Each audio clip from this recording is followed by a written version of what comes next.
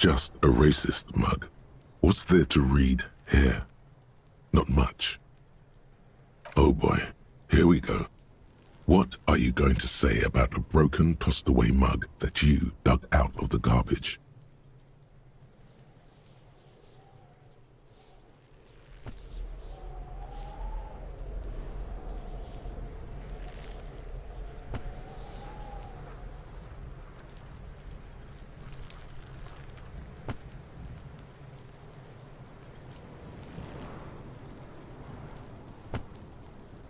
So again, you dug it out of the trash. Why? It wasn't going to offend anyone there. Why don't you just get back to your case?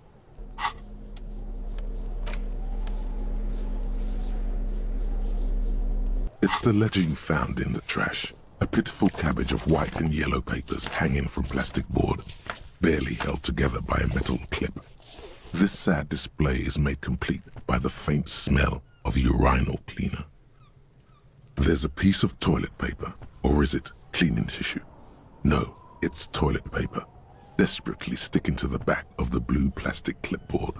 It's a metaphor for you. Thank you, waterlogged ledger, for spelling it out for us. Below the pathetics, terror. Do not look into its blue heart. It's just toilet paper sticking to the back of the plastic clipboard. You can take it off if you want. Still wet. The toilet paper peels off the plastic easily. All you have to do is shake it off with your finger and voila! The ledger now looks marginally better. An aluminium block runs the width of the board, biting down on the paperwork. Its crocodile teeth are the only thing keeping the papers together. A regular pencil, the tip worn down to nothing, has been attached to the clip. The surface is interrupted by a silvery sticker. It's rectangular, sparkling with iridescence. You don't know how you didn't notice it before. What? That thing. It's a halogen watermark. We use it for adding information to RCM property. It depends. Aside from an anti-counterfeiting stamp, mine has my station number and address. The information varies by date of issue. Maybe yours will have how many cases you've solved. How many years you've been on the force, he's thinking. It'll have that. Any capable light with the right wavelength will do. All RCM vehicles have had lights designed to reveal halogen watermarks. Mine too. This means you can read the watermarks if you just turn the lights on. Okay. While a bunch of sodden papers sag from the clipboard in your hand, it's a sorry sight. They're not exactly white. They're yellowed in patches by sunlight and alcohol, and covered in dense blue handwriting. Ink escapes into watercolor patterns, reaching its tendrils across entire pages. The paper itself is checkered, with faint red lines, forming short paragraphs. Once in a while, there's a red stamp that exclaims, "Case files commit to paper." The case files themselves are plenty. You count more than 100 sodden, crumpled up, earmarked pages falling apart in your hands. They appear to be sufficiently organized and extremely dense, if mostly illegible. Work, strife, poverty, the Jamrock Quarter. These are handwritten logs of investigations dating back to January 51, this year. The exact number is hard to estimate due to missing pages and an odd naming convention. But there are at least 20, maybe 30 cases undertaken, not completed, mind you. It's the middle of March. You have attempted 2 cases a week on average. Huh? 2 complex cases to undertake is a lot, yes. You really have to push yourself. I would not suggest it, lest you start making mistakes. 2? That's a lot. I didn't mean to say you are making mistakes, by the way. That was presumptuous of me. That's okay. We all do, sooner or later. Like a fan of gills, the checkered papers dry in your hand. The handwriting is extremely dense, if mostly illegible. There is, for precisely one more. 15 pages near the end remain untouched by the damage. The checkered grid forms a structure of passages, breaking the case into subtasks to accomplish. Once all the tasks are accomplished, the case is complete. The tasks you've completed flow out of the kind green ape pen in a brash freehand similar to the rest of the letters. The wording comes easily. It's almost robotically simple, a language developed for mental rigor and simplicity. Inspect the victim's body. Interview the cafeteria manager. It's not exactly poetry, but poetry would be out of place. A satisfying slash sounds across the paper. You're done, it seems to say. And you, and you. Things to be done and things already done. The composition of reality. This is an extremely useful tool for a detective of the citizens' militia. Now all that remains is to name the case. No, actually. Any ideas? Furies. Yes, well, I don't know. I have to be honest, I'm not experiencing the internal strife that refers to. And also, could you make it less poetic somehow? Just a normal case name, you know? Think, what would that be? A good normal name. Yes, you know what that normal name is, but it's so plain. Anything else, please. Great, that's great. That's actually what I was thinking too. The Hanged Man. Good, strong name. We have a very good name for the case now. I'm going to start calling it the Hanged Man. It's good we sorted this out. Yes, it appears you employ a, shall we say, robust yet literary system. Each investigation has its case number written on the margins. Yet, still more tellingly, most are accompanied by a name. A title, one might say even. One that draws inspiration from snoop fiction and vespertine cop show staples. Yes, all caps. One is called The Next World Mural. Another, The Square Bullet Hole Murders. Another yet, The Unsolvable Case. Others appear more light-hearted. The Guys on a Couch in an Unexpected Location, and The Murder at the Hookah Parlor. Even the rare article-free Collapsing Tenement. Murder features prominently throughout. It's going to take an effort to piece these case files together, but it can be done. Once you're done inspecting them up close. Yes, how very childish of you. In your and my defense, almost everyone in the RCM uses the titular system, in addition to the official alphanumeric. It's a holdover from the early days of the RCM, right after the revolution, when the organization had little idea how to do things. It persists in an unofficial capacity. Officers use these titles to refer to their work among themselves. Again, in your defense, I seem to have named one the man with the hole in his head. That was a real person. His death was real. Still, I named it that, to amuse myself. I pray his loved ones never find out. Rail spiked through the head. He died. It was a workplace accident. You don't exactly close them, so much as distance yourself from the smelly papers. They're a little further from your nose now. In the back, you see thin, translucent copier paper. Some neon yellow, some bright red, all covered in boxes, like marching armies. These look like official forms, waiting to be filled out. Then rip them from the binder and hand them out, according to type of form. 3. The topmost are misconduct fines, the middle ones are station calls, and the bottommost are field autopsy forms. Each is easy enough to make sense of. You don't have to be an intellectual giant to do police work. A monetary penalization ranging from 20 to 250 real. Severe cases allow for 1,000 real, but that requires special paperwork.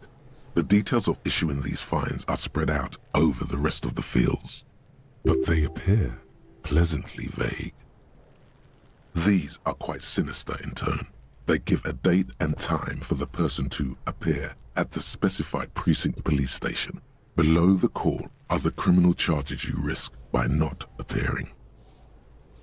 A dozen pages of thin copy paper, bright red in color. You see the parameters of a deceased human form waiting to be filled in. Age, sex, condition of internal organs.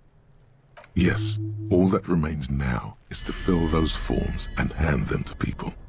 Fines for wrongdoers, interview requests for bad guys, and field autopsies to dead guys. The rest of the stinking cellulose is much worse for wear. Being sandwiched between the board and the rest of the paperwork must have spared the fragile copier paper. It's made of dark blue plastic, hard enough to beat someone to submission with. The edges are rounded, however. The U4 size board feels thick and heavy in your hand. Light shimmers on its wet surface. On the back you see the embossed letters, RCM. Blue. The blue heart. Don't look into it. Something rattles inside, ever so lightly. Is there a hidden compartment? Permeables. It's not hidden per se. The compartment is made for permeable materials that would get damaged if something happened to it. The plastic shimmers like lapis lazuli, but it is not see-through. You cannot see to its center. With your hands, U4-sized pages hang from the clip screwed to the top of the board. The two sides of the board appear slightly misaligned, like a drawer that's come off its slides. If you bend the plastic on your knee, slowly, the slides snap back into place. It should be possible to just, you know. What are you waiting for? Just, that's because you know where this leads to. Without resistance or sound, the two panels move against each other. The compartment is now open. 2 ticket stubs and a handmade postcard. 2 octopuses are smiling, reaching their tentacles toward each other in the colored pencil drawings. The tickets permit access to the zoo in Revachol East. The aquarium costs extra. These let you go there, too. The words just crossed your mind somehow. Who do you think? Thin wax paper has been glued to a piece of cardboard. Sounds like leaves rustling when you pick it up. You see violet flowers, floral patterns, patches of glue. It smells of chewing gum, apricot flavored. A touch of cinnamon, the end of summer. You think the label says tutti frutti. Familiar handwriting lines the inside of the card. Looped, round letters in a woman's hand. A young woman in her 20s. There is care, effort, and a smile, you think. Although that is not something you can read from someone's handwriting. Harry, it begins. You're already reading. I wanted to write you a letter so you can read it when you wake up. Maybe it will make you happy. Throw it away, please. A merciful wind blows in from the bay of Revachol, dusting the ground at your feet and raising newspapers far away. You feel the card slipping into it. Your hands shake, holding onto it. Every morning when I step out and you're asleep behind me, it says, I find a little piece of sadness in me. I carry it in my chest down Voyager Road. Every step I take, it grows. By the time I reach the fuel station, it has filled me entirely. I step onto the light rail and look back. Sparks fall from the bow collector. I know it will be like this until late afternoon, when I get off the 42 and walk back to you.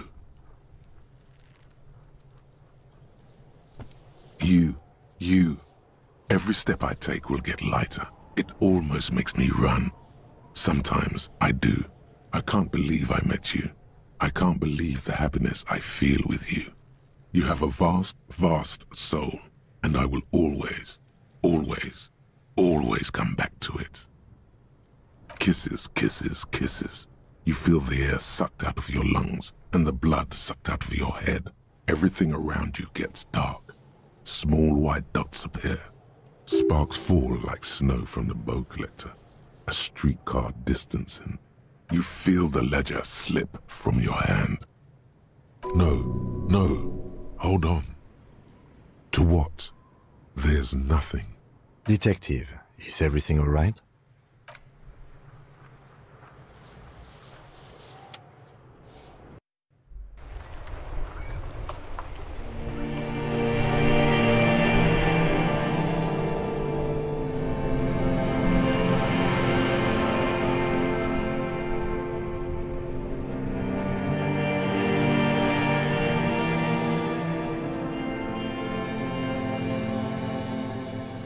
There is nothing. Again. Nothing sad, brother. No treachery, just blackout. Well, almost nothing. There is the ground below you, that's still there. And the small light that's on, fluttering, somewhere in the basal ganglia. That's me. Blue eyes, that's me. Who was what? He speaks of the sickening longing, the unwell emotion. Even in the darkness, he's grasping for it. Still trying to hold on to the great sorrows slipping in the water. Slimy. Here in the paleo-mammalian cortex, we call it the shadow. Because it's always there. Bloated corpse of the past resurfacing. Beautiful. Believe me, stupid ape, its lack of beauty was not the problem. There is no Voyager road. There are no roads, no houses, no lights in the windows. It's all on pause. Yeah, man. What was that about? You think they would let you? Until you disintegrate into biomolecules? No. Someone is breathing on your face now, inspecting your pupils, stupid idiot. Yes, they're pouring something on you. It's in you. And It's delicious. Glowing lights on a dashboard emerge out of nothingness. In the upholstered cabin of Lieutenant Kitsuragi's motor carriage, seated in the driver's basket, the air is thick with leatherworks and heavy fuel oil. Cold water runs down your chin. Drink.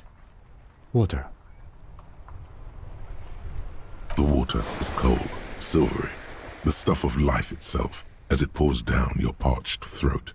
The pounding in your head recedes. The darkness parts. Drink. You haven't drunk water in 2 days. Did you know the human body is not made to survive on alcohol alone? You need a secondary form of hydration. With greedy gulps, you down half a liter of cold water. Some of it spills on the driver's seat. The lieutenant pays no heed to it. What happened?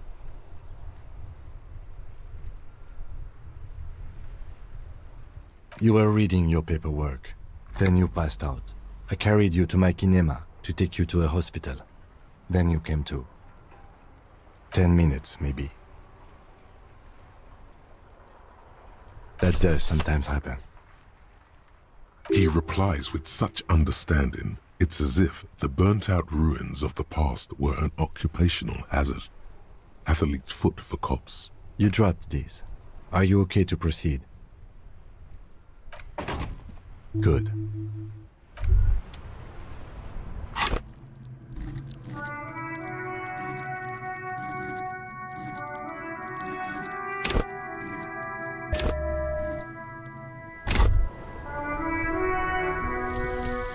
Guillaume Le Million.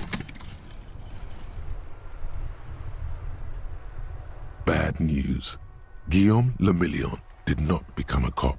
In '38, he went on a tour to the Sinyao province in Safre, where he died of autoerotic asphyxiation. His body was found hanging from a decorative dragon tree in his junior suite amid drug paraphernalia, unwholesome objects, and the Sylvia Trainer single, Wonderland, skipping in the background. And yes, you can take this as a metaphor for Revachol in the 30s, and also as a warning.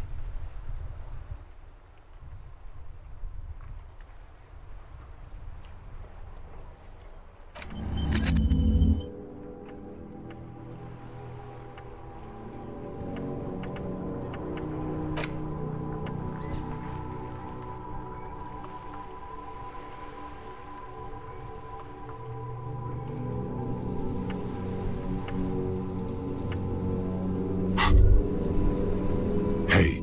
Psst. Psst. Hey, you. Yes, you. Word on the street is you're ready to start building communism again. You keep saying things like, down with the bourgeoisie, eat the rich, sodomize the landowners, impale all people who have more than 25 real in their pocket, literally murder all human beings regardless of their political beliefs. That kind of stuff. Oh yes, the mask of ambivalence. Don't deny it. You're about to rip it off and reveal the monstrous seven-eyed lamb of global communism that would devour and masticate mankind. Everyone can see that. So tell me, do you have any questions before we fire up the big communism builder? Or do we get right down to it? Failure. It's about failure. Yes, abject failure. Total, irreversible defeat on all fronts. Absolutely vanquished, beaten, curb-stomped and pissed on. Until you came along. You will reverse the fortune of the workers of the world. You alone, against every living thing. Against every human alive. 800 trillion real in the hands of an impossibly well-organized ruling class. Towering city blocks of bankmen who have the ears of prime ministers. Million-headed armies of nations and the love of your own mother. You against the atom, the charm and the spin. Where the whole world failed. Matter failed to bend to human will. Human will fail to get out of bed and tie its laces. You alone, single-handedly, will rebuild the dreams of the working class. You are the last communist. Now get to work, comrade. Oh yeah, get the firing squads and the animal wagons ready. Too late to back out now. You can't make an omelette without breaking a few million eggs.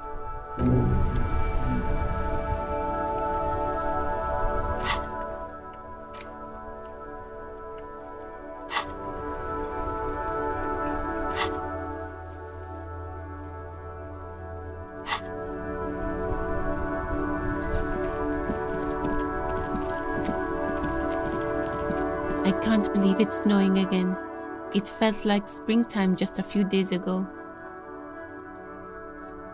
Sure, I'm done with them. Go easy on that stuff. It gave me a terrible headache. Well, this might be the last snow we get. At least I hope so. Snow has nutrients in it. Helps everything green up in the spring. At least that's what my grandma always told me. Yes, think about the cute grandma, not the weird snow. Stop looking at her. Look around. What do you see? That's right. And the canal, the bookstore, the harbor gates. This is a great vantage point for keeping an eye on you. Glad to have been of service. Now you know the locals are keeping tabs on you.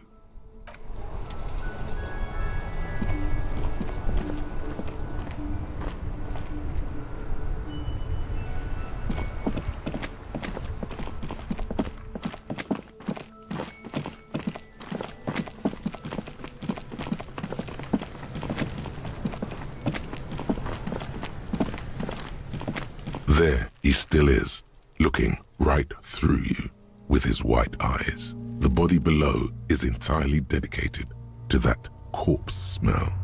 Emitting it is all it does now. The ammonia only makes it worse. The combination forces tears out of your ducts.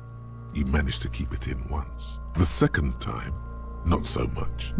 When the vomiting is done, your cheeks are wet with tears.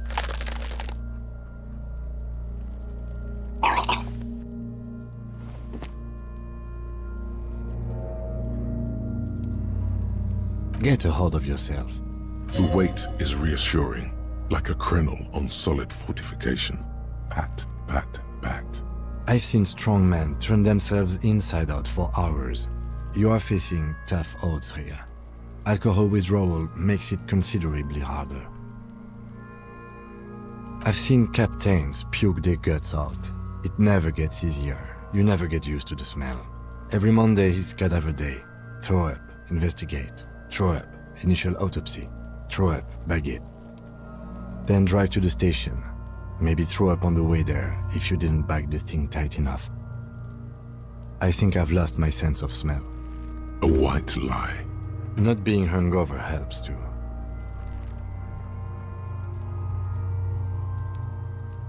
That's probably a good idea. Clear our heads. But before we can do that, you need to get your shit together.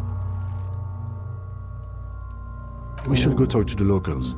Find something else to do while the wind changes. It's pretty bad right now.